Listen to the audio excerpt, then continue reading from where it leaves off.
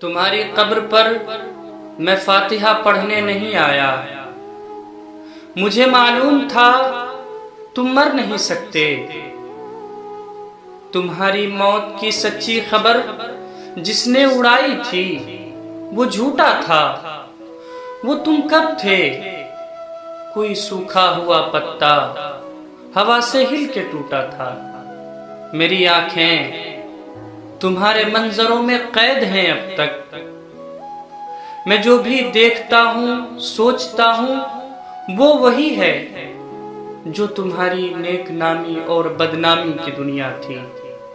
کہیں کچھ بھی نہیں بدلا۔ تمہارے ہاتھ میری انگلیوں میں سانس لیتے ہیں۔ میں لکھنے کے لیے جب بھی قلم کاغذ اٹھاتا ہوں تمہیں بیٹھا ہوا میں اپنی ہی کرسی میں پاتا ہوں۔